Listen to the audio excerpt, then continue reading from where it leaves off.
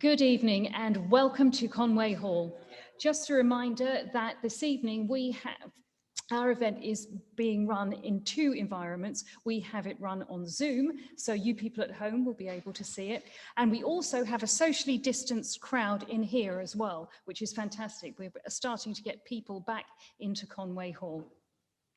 Basically, we're going to have a talk for around 40 to 45 minutes, and then after that, there'll be Q&A. So if at home you would like to answer any questions or join in any way, just put it in your little Zoom bit at the bottom of your window, and I can ask the questions on your behalf afterwards, and we'll be asking questions from the crowd as well.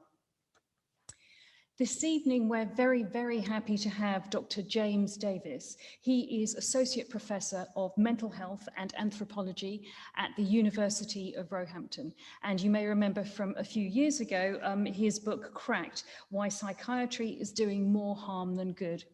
This evening, we'll be talking about his latest book, Sedated, How Modern Capitalism Created Our Mental Health Crisis.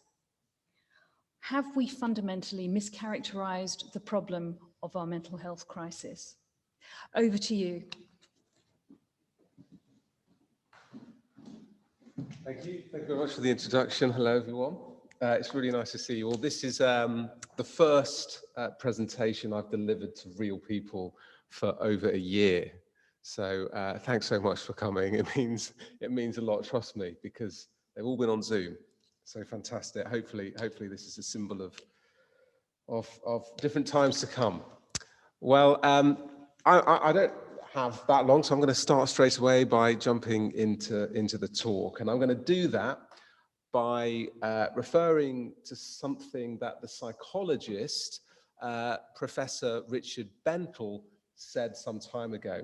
And he said the following, and it was with respect to the vast progress we've witnessed in modern medicine over the last 40 years. He said this: if a child in the 1970s contracted leukemia, their chances of survival were around 20%. But if a child today contracts leukemia, their chances of survival are around 80%. That constitutes an improvement of around 300% over the last few decades alone. And this wonderful feat isn't only reserved for pediatric oncology, because impressive rates of improvement can be found in almost every other area of medicine. I say in almost every other area, because regrettably, there is one exception: the area of psychiatry and mental health. Sadly, in this area, in the area in which I work, not only have clinical outcomes broadly flatlined over that time period, but according to some measures, they've actually got worse. For example, the effectiveness of psychiatric drugs have not actually increased since the 1980s, despite billions spent in research and marketing, and despite the fact that approaching a quarter of our adult population received one kind of psychiatric drug or another last year alone. At the same time as this has been happening, mental health disability rates have trebled over that same time period, and the prevalence of mental health disorders have increased fourfold, despite levels of general well-being in the community having pretty much flatlined over the same time period. Furthermore, for people who have been diagnosed with serious mental health problems, the gap between their life expectancy and everyone else's has actually doubled over that time period, from 10 years to 20 years. Now, these dire statistics exist despite our having spent over £250 billion in mental health services and research since the 1980s. and despite, again, around a quarter of our population receiving some kind of mental health intervention each year. So, to understand what has gone so seriously wrong, I want to take a seemingly unconventional route. I want to take us back to August 1844, to when two young intellectuals in their mid-20s met at this cafe in Paris, Café Regent, to discuss a terrible epidemic that was sweeping across Europe, one rooted in the rising and rapacious industrialism of the age. For them, industrialization was making people sick as it was so exploitative. The captains of industry were paying people unlivable wages under terrible working conditions to inflate profit margins. The two men were convinced that the exploitative arrangements that this entailed had become so normalized in the general population that people had lost touch with their essential human rights and needs, leaving them in a state of political apathy, where they no longer believed they could fight for a better world. And in this demoralized state, all that remained for them were soothing illusions and anesthetics, sedatives to compensate them for the painful oppression endured. The two men in that Parisian cafe were, of course, Karl Marx and Friedrich Engels, and here they are holding hands, probably breaking COVID regulations, I presume. But there they are. And at this, the first time of their meeting, Marx had already set about trying to identify what he considered to be one of the most important sedatives of the age, organized religion. Marx argued that religion, by teaching people that their suffering in this life would be rewarded in the next life, was instructing people, and usually the most disadvantaged people, to accept and endure rather than to fight and reform the social conditions oppressing them. As religion sedated the distress that would otherwise galvanize people to social action, he famously referred to it as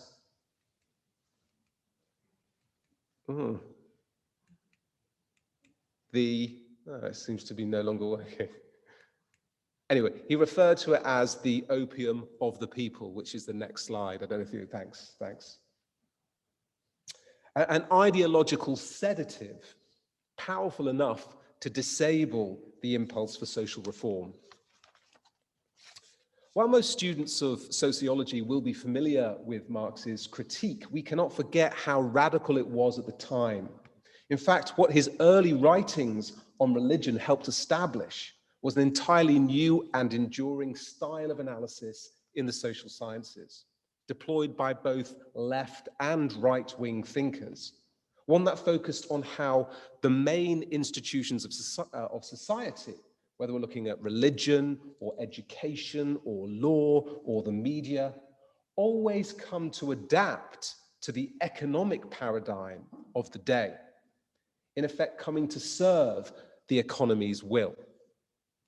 And this was particularly true for those institutions like religion that directly explained and managed human suffering. After all, once a sufficient number of people came to suffer under a given set of economic arrangements, those arrangements wouldn't survive for long. Next.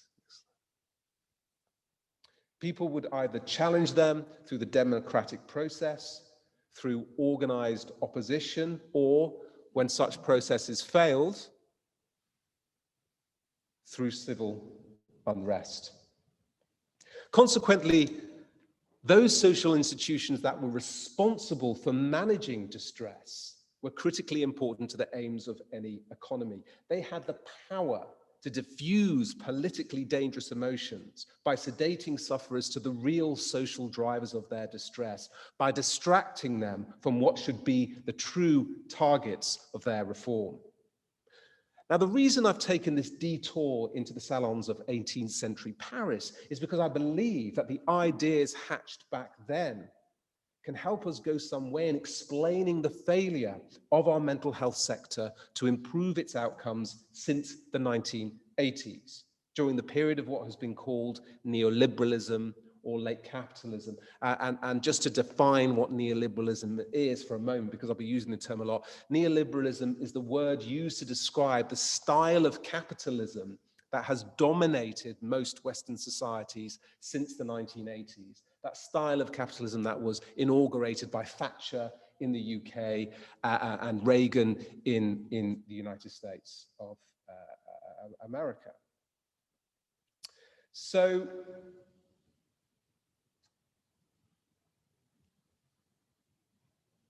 what I'm going to argue is that under these new neoliberal arrangements, the mental health sector has come to serve neoliberalism, this economic system, but at the expense of helping the people it purports to help, the people in need. And so to understand the dynamic behind this kind of ideological alignment between neoliberalism on the one hand, on our mental health sector on the other, I want to start by discussing by far the most dominant trend in the mental health sector since the 1980s. I'm going to try this one more time. Oh, it's working again. The over-medicalization of our behavioral and mental lives.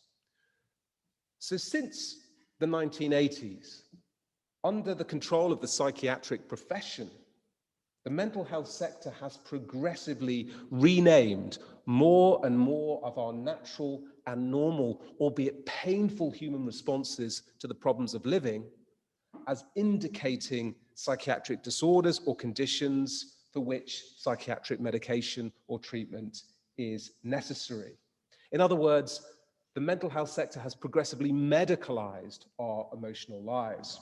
And it's achieved this through books like this, the DSM, the Diagnostic and Statistical Manual of Mental Disorders, the book that includes all of the mental disorders that psychiatry believes to exist.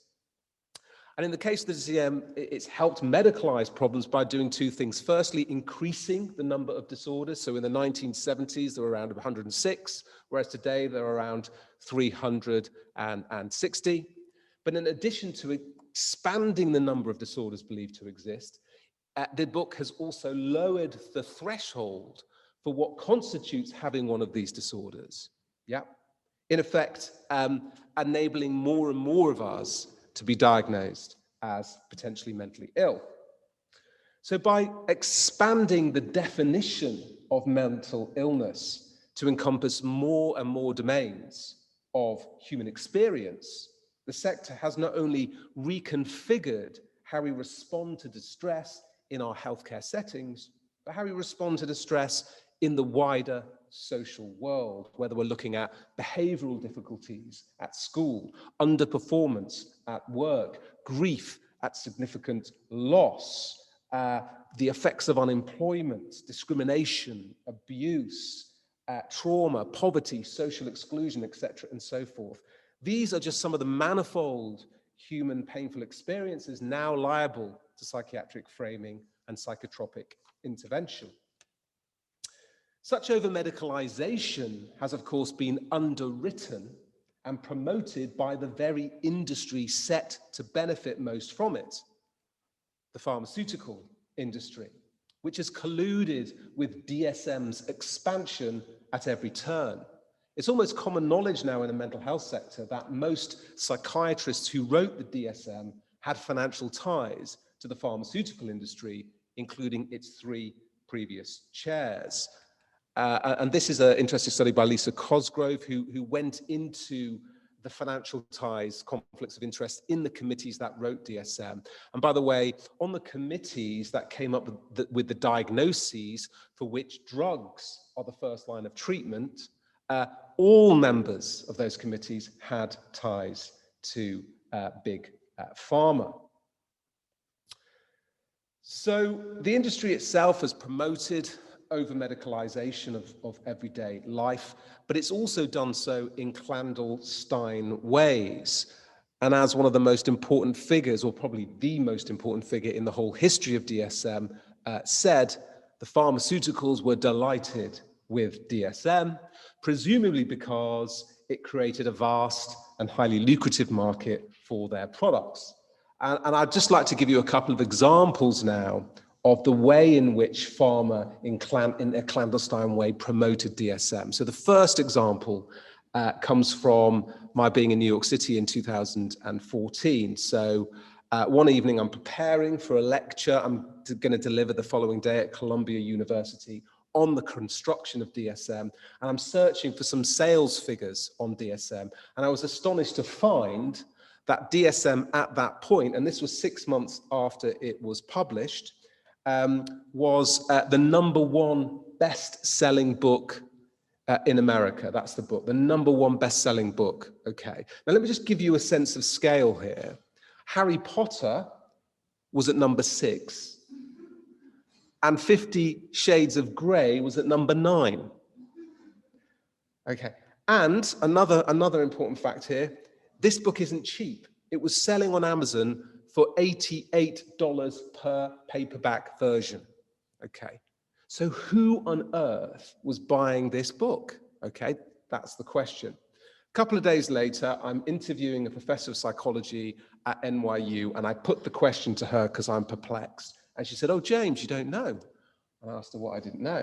And she said, well, from her experience working in the primary care sector in New York State, the pharmaceutical industry had been buying DSM in bulk and then distributing it for free to clinicians up and down the country. And why would they do that? The bottom line is that the pharmaceutical industry has been buying it in bulk and distributing copies up and down the country. She said, that's why the figures are soaring. As almost any kind of suffering is caught by the DSM, she continued, disseminating it is good for business. It drives up diagnosis rates, and with this, prescriptions. But that's in the US, so let me now give you a further example, but this is an example from closer to home. And this concerns a diagnostic tool called the PHQ-9. Now, this was one of the most powerful documents in mental health in the NHS for about 15 years. And the reason for this is that this is a questionnaire doctors in primary care would ask patients to fill in order for the doctor to determine whether or not the person was depressed, and if so, how severely. Yep. So you fill it in, you get numbers. The higher your number, the more depressed you are or thought to be. One of the main criticisms of this document, however, is that it sets the bar very low for what constitutes having a form of depression for which a drug can be prescribed.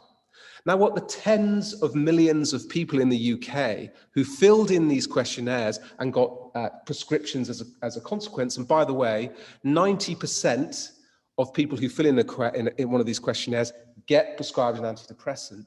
What the tens of millions of people didn't know was that these questionnaires were developed by, their distribution throughout the NHS was paid for by, and their copyright was owned by Fisa Pharmaceuticals, which incidentally makes two of the most prescribed antidepressant and anti-anxiety drugs in the United Kingdom. So here you have a company setting the bar very low for what constitutes having a kind of depression for which a drug will be prescribed, while at the same time as marketing, and profiting from these drugs. So the spread of medicalisation has therefore opened the door to the unrestrained commodification of our distress. What does that mean? That means turning our suffering into a vibrant market opportunity. And this has created a vast market for psychiatric drugs, which at the moment is worth about $25 billion a year globally. So it's a vast market. The main benefactors of this market have been the drug companies, their shareholders, and on occasion, some political allies, and those psychiatrists and mental health organizations who have been in wide receipt of industry money in the form of consultancy fees, speakers fees, sponsorship, donations, research funding, and other contributions and honoraria. And in fact, my earlier book, Cracked, really goes into all of this in more depth. And of course, by the way, all of these forms of remuneration, research has shown over and over and over, bias the recipients of this money towards favoring the products of the donator, yeah, compared to people who don't get this kind of money. And so with the commodification of human distress, this has proven very profitable to large sections of the psychiatric, the corporate, and smaller sections of the political community, successfully monetizing the management of human distress.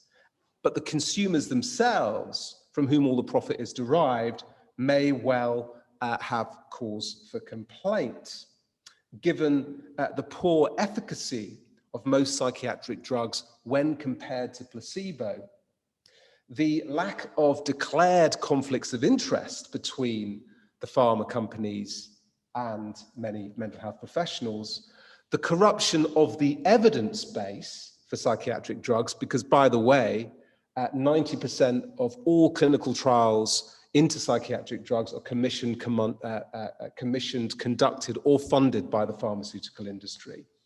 And also given the strong association between long-term psychiatric drug use, which by the way is proliferating in society, and worsening clinical outcomes. Has anyone here heard of the work of Robert Whittaker? So Robert Whittaker, I highly recommend his work. He noticed something very startling, which is wherever psychiatric drugs are being most aggressively prescribed, we are also seeing mental health disability rising. The correlation is like this, and the correlation is like this in country after country.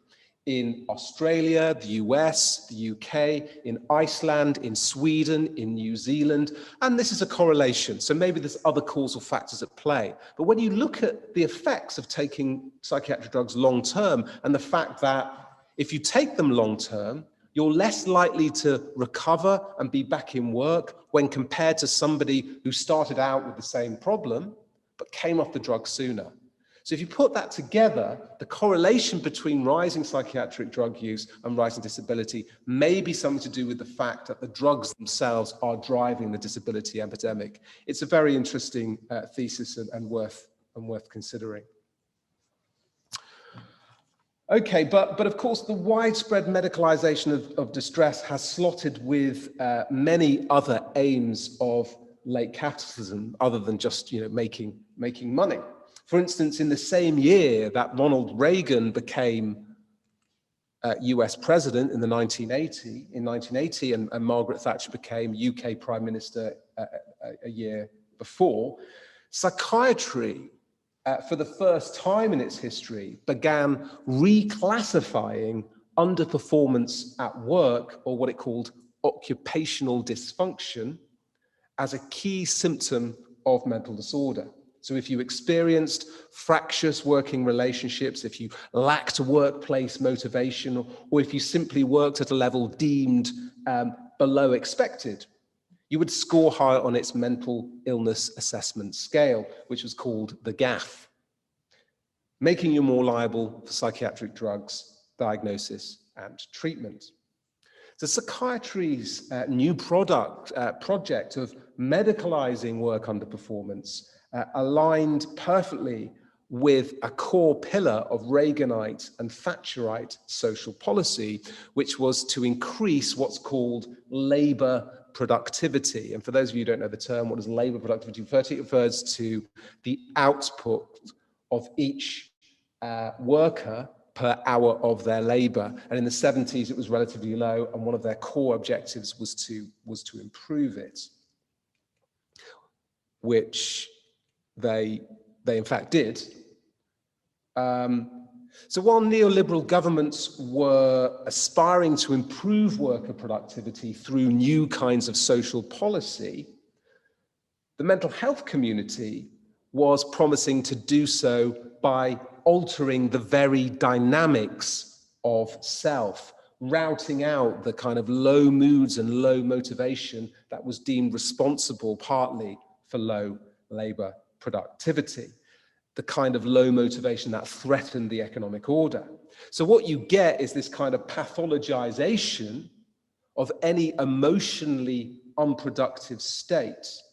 And this, of course, chimes with this new neoliberal push to get us all being more productive in the economy.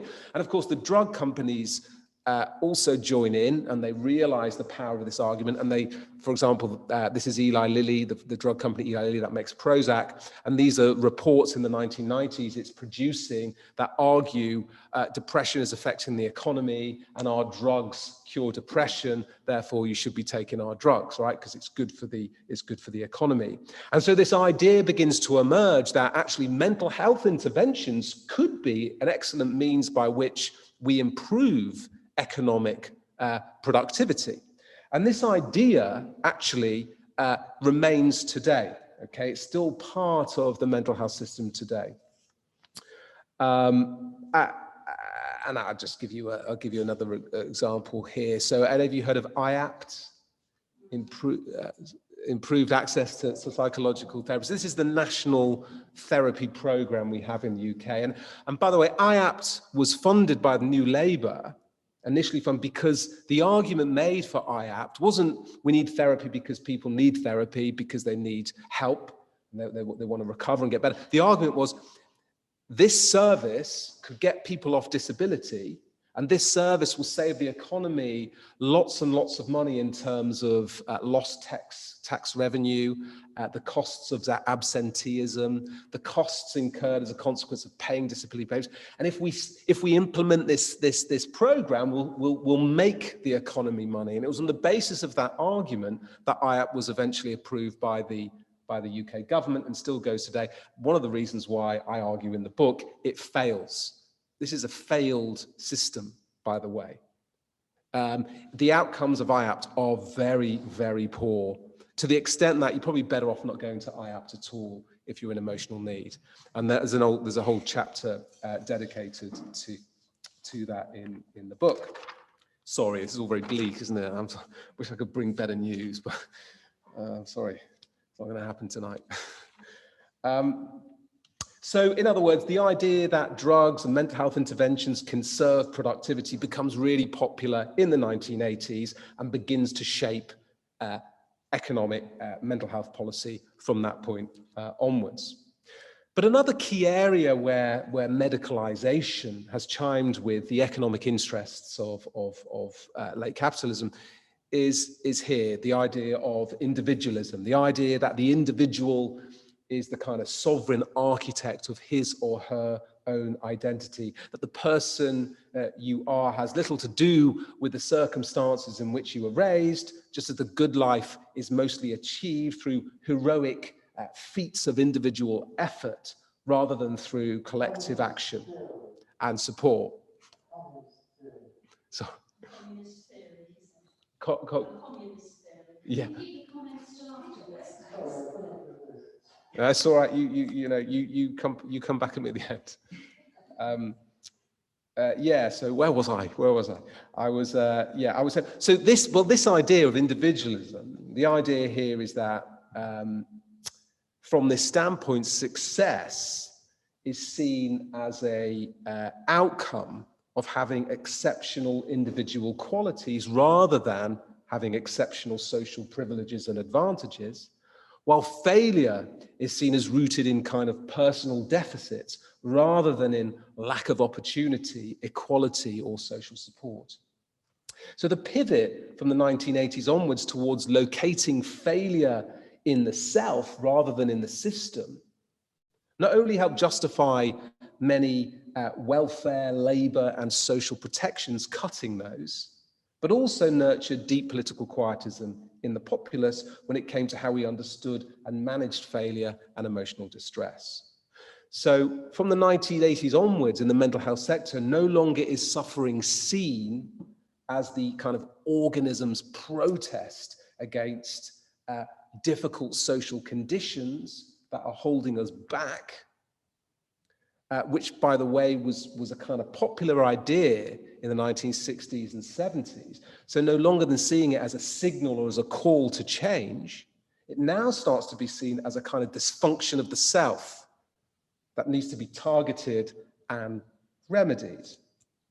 So this shift towards favoring self-reform through drug interventions over social reform through social interventions was, of course, symbolized in the 1980s when the US Congress decided to slash funding for social and community mental health services and benefits, while at the same time as doubling its funding for psychiatric biological treatments. Yeah, so the policy shift moves away from helping people in the community towards focusing on changing the self. And we had the same in the UK, where there was a shift to help when the asylums close. We're going to support and help people in the community. But what actually that ended up becoming was we're going to manage their medication in the community. That's really what it ended up being. So all of these changes dovetailed with another core function of the mental health sector that has come to serve neoliberalism well: its capacity to frame suffering in ways that protect the current economic order from criticism, downplaying the social and political determinants of distress. And the word used to characterize that is called depoliticization. There we are, thank you. So I'm going to give you a couple of examples of depoliticization, how it works. And the first comes from a conversation I had with an associate professor of global mental health called China Mills, who is at the University of London. And she gave me, during an interview I had with her for the book, she gave me an excellent example of how depoliticization works. And it concerns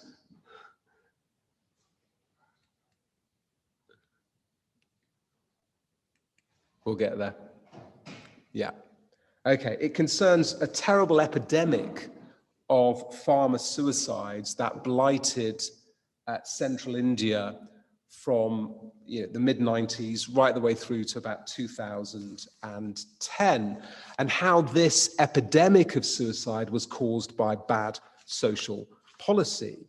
So at this time, and to give you the background, multinational agricultural companies were trying to create new markets in India for their products. And they were doing so by replacing the traditional crops that farmers had always used with genetically modified plants that didn't produce any seeds. So what this meant was that local farmers could no longer continue to save their seeds for next year's crop, as they'd always done, and instead they now had to buy plants each year from these multinationals. And this was, of course, putting the farmers into crushing debt and poverty. And as a result, and as the research indicates, over this time period, hundreds of thousands of farmers were killing themselves under the resulting stress, mostly by drinking toxic pesticides. But in the face of these terrible suicides, rather than challenge the multinationals, the Indian state sent in teams of psychiatrists and psychologists to tackle what was now being framed as a mental illness epidemic. It also launched a campaign with the World Health Organization to make antidepressants more freely available to the farmers. A campaign that was also partly funded, it turns out, by these very multinational agricultural companies. It was as if the primary solution to the suicide epidemic was psychiatric rather than political.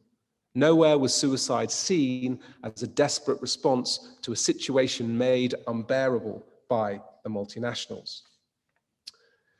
So this misuse of the mental illness narrative, I think, illustrates the essence of how depoliticization works. It effectively turns socially caused problems into internal dysfunctions, making the self the site of reform, and thereby exonerating harmful social, corporate, or political arrangements from taking the responsibility for solving the problem, and thereby nullifying the forces for social change. But of course, depoliticization isn't only a problem in India. It operates in the UK as well. So I'd like to give you an example of it operating in the UK. And I want to do that by introducing you to this. So this happened on the London Underground in 2015. Suddenly, for some odd reason, nobody kind of knows who did it, but these yellow posters start popping up all over the place on the London Tube. And they've got these different statements on them. Okay, so here's one here. It's as if someone were out there making up pointless jobs for the sake of keeping us all working. Others said, huge swathes of people spend their days performing tasks they secretly believe do not need to be performed. And there were others like, how can one even begin to speak of dignity in work when one secretly feels one's job should not exist? Okay. Now, at the same time as these posters, by the way, which set off this sort of social media storm and thousands of people started debating them online and so on and so forth. At the same time as this was going on, I was involved in a research initiative at the University of Exeter that was looking at the relationship between poor mental health and work-life balance. And part of my job was to go out there and look at all the literature on worker dissatisfaction. Okay, and as I started looking at the data, I counted some kind of troubling facts, and here's basically a summary of them. Firstly, around 2/3 of UK workers identify as being either dissatisfied with the work they do and or emotionally disengaged with their work, which means they've got no emotional relationship to their work. It doesn't mean anything to them. Okay. In addition to that, around 40% of people in the UK feel their jobs make no meaningful contribution to society at all. It's quite startling figures. And by the way, you know, during COVID, we've all heard how the epidemic has damaged our mental health. And that's the narrative we've heard, and that's true. A lot of people have suffered a great deal. That's right. But what we've heard far less about are the people who have benefited. Okay, about 1/3 of people, in particular during the first lockdown, according to a study published in Lancet that was undertaken at UCL down the road, about 1/3 of people report feeling better as a consequence of lockdown, experienced a boost in mood. And one of the main reasons why was because they were away from jobs they hated. Yeah, they were suddenly released from this, thank God, and they were allowed to go out and walk and read and think, and they felt alive properly for the first time. That's 1/3 of the population. Again, another illustration of how this is a problem in contemporary society, work dissatisfaction. And of course, it's now been recognized by employers themselves, who recognize this is a serious problem because worker dissatisfaction costs employers in the UK between 30 and 50 billion pounds a year, depending on the study you look at, in lost productivity. So organizations are taking this seriously and they're trying to do something about it. So what is it they're trying to do? Well, one of the things they're trying to do is this. One of the solutions is inviting in what are now known as the mental health consultancies. Okay, anyone heard of any of these? Okay, these are everywhere. At last count, when I was researching the book, there were 80. I think there are far more now. There were 80. These organizations are permeating working life. They're in my university where I teach, they're in schools, they're in hospitals, they're in private organizations, they're everywhere. And what these organizations essentially do is very simple. Their job is to train people in the office, the go-to people in the office, who can help somebody, a co-worker who is in emotional need, okay? By inviting that person in for a conversation and suggesting what that person should do to make themselves feel better. Invariably, that's go and consult a mental health professional. By the way, if you consult a mental health professional, the likelihood of getting prescribed a psychiatric drug is huge. And I'll give you the stats in a moment about that. So that's the first thing you do. You help people in need, fine. But also another key component of this is to identify people in your workplace who may be struggling and suffering in silence. Okay. So they may be mentally ill, or they may be struggling with mental health problems, but no one's helping them, and your job is to identify them and ask them to go and seek help. And I actually, for the book, I trained as what was called by one of the organizations a mental health first aider, right? So I am the go-to person in the office if there's a problem. And let me tell you a bit about the training. It lasts about 2 days, okay, very short. In those 2 days, I'm a mental health professional, I've been working in the profession for 30 years, and finally, I learned what mental illness is. Yeah, I learned finally on one of these trainings, I learned that. I also learned how to spot mental illness in my co-workers, okay? And they give you a list of things you need to look out for. Here's an example of one of the lists, right? This is a list offered by ACAS, which is funded by the government, one of the main ones. These are some of the things you've got to spot in co-workers, right? Increase in unexplained absences or sick leave, poor performance or timekeeping, poor decision-making, lack of energy, uncommunicative or moody behavior. Okay. Can we see the problem here? Are these symptoms of mental illness, or are these just characteristic signs of kind of not liking your job? I'm being bored. Well, I think I know. I mean, none of these actually map onto any official diagnostic criteria for anxiety or depression. Not that there are problems with those criteria, but they don't even map onto them. For me, this isn't mental illness. This is what you experience when you don't like your job, okay?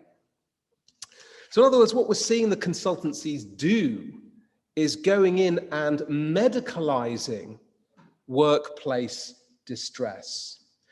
And what's interesting about these consultancies, when Public Health England undertook the first major review into the efficacy of these consultancies, they found absolutely no evidence at all that these consultancies work. They don't improve productivity.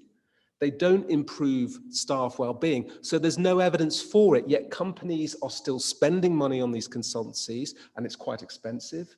Why, when there's no evidence for any efficacy? And this is one of the questions that I became interested in while researching the book. And the answer I came up with was, well, the reason why companies are employing these services is not because they work, it's because they do something else. They help companies control the narrative on what is causing people to be distressed at work. The problem is owing to some internal malady within you, rather than with something going wrong with the organization, or something going wrong with the nature of modern work in contemporary society. Because, by the way, the government funds these as well. Why would the government be interested in it? In my view, is because medicalizing the problem depoliticizes the problem. We no longer need to worry about, flatlining wages being the problem, or rising wage inequality making people unhappy at work, or increased short-termism in the employment market, or erosion of unionized working protections, or longer working hours, or growing pressure for dual working households, or lower job security, or higher job precarity, or rapid expansion of the service sector. Don't need to think about any of that anymore, because there's a mental health first aider that can tell you to go to your GP and get a drug. So this is another example of, I think, depoliticization. But such depoliticization of distress to protect the economic conditions of working life does not just permeate our workplaces. It colors every institution where mental health tropes are now embedded. Just consider, for example, the rising number of mental health diagnoses, or what we call special needs designations, in our schools. We're seeing an inordinate increase. Why? One of the things I explore and argue in the book is that, well, the reason for that is because of systemic problems in the school sector. On the one hand, you have schools who are under huge amounts of duress financially. They've had their funding cut. I've got two young kids, 1 9, 1 6. They've had their funding cut since austerity, so they're under a lot of financial pressure. On the other hand, they're also under a lot of pressure to demonstrate their efficacy. They have to hit government targets and league tables every year, Ofsted tables, and they have to do well, otherwise they get special measures and they get singled out, and it's not good for promotions and everything and so forth. The argument I make in the book is that the special needs diagnoses actually help. They leverage support in an unbearable set of circumstances, because if you get these diagnoses, kids get them in the classroom, more funding comes in to the school. You also get special allowances in league tables, so there's a sufficient number of kids with these diagnoses in your school. Those allowances impact your league table scores. So there are these subtle tacit pressures leading to the over-medicalisation of childhood. And these are systemic problems. These have nothing to do with more kids being mentally ill, I argue. The same thing is happening in our universities. So the rates of student depression and despondency have rocketed in the last 15 years. They've really gone up. And I've been teaching in university since 2004, and I've seen the change, but forget me, look at the data. This is just one measure, but according to every measure, student mental health is getting worse and worse and worse. Why? Well, one of the main reasons for this is because students today sense that the world is far more hostile for them than it used to be. A lot of students now leave university with £50,000 worth of debt on their shoulders. There's decreased prospects of owning a home compared to even 20 years ago. Students know this. The job market is more competitive. Wages have flatlined. Levels of worker despondency, as I've said, have been escalating, and all of these things are impacting on the hopes and dreams of our young people at university. University is a different experience for them, and this can partly explain what may be going on. So despite the obvious economic reasons for higher despondency in present-day undergraduates, the narrative around worsening student mental health is still mostly depoliticized. The cry is for more mental health services and more mental health consultancies, not for serious reflection on and reform of the harmful social policies that have dampened students' hopes and dreams. This latter domain feels too big, too immovable, so instead we focus on mental health away days, relaxation hours, and better access to GPs.